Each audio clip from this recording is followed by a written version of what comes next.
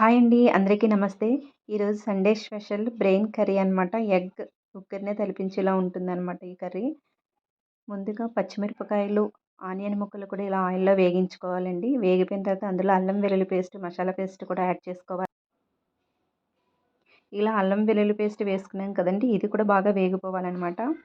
డెఫినెట్‌గా ట్రై చేయండి. ఎగ్ ఉక్కర్లా ఉంటుందనమాట. పిల్లలు కూడా చాలా ఇష్టపడతారు ఇలా చేసి పెడితే. ఎప్పుడైనా ఒకసారి ఇలా చేసి పెట్టండి.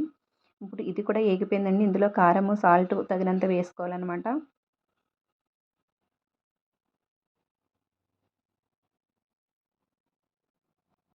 ఇప్పుడు ఇది కూడా వేగిపోయిందండి. ఇందులో బ్రెయిన్ అనేది యాడ్ చేసుకోవాలి ఇప్పుడు. బ్రెయిన్ వేసిన వెంటనే మనం కలిపేసుకోకూడదండి. నెమ్మదిగా అటు ఇటు తిప్పుతూ కలపాలనమాట. అందులో ఆ పేస్ట్‌లో మగ్గాలండి. గట్టిపడాలనమాట. వెంటనే మనం ఇలా కలిపేసుకున్నామంటే విడిపోతుందనమాట. బాగోదండి.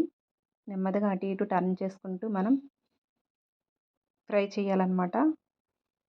ఇప్పుడు ఫ్రై అయిపోయిందండి. ఇందులో మనం వాటర్‌ని యాడ్ చేస్తున్నాం. వాటర్ ఇలా వేసుకున్నాక ఒక 5 నిమిషాలు అలా ఉడకాలండి. ఉడికిన తర్వాత దాన్ని 3, 4 పీసెస్ కింద మనం కట్ చేసుకోవాలనమాట. ఆ స్పూన్‌తోనే అలా కట్ చేసుకోవాలండి ఇలాగా. ఈ స్ట్రక్చర్ రావాలండి. అంతేనండి.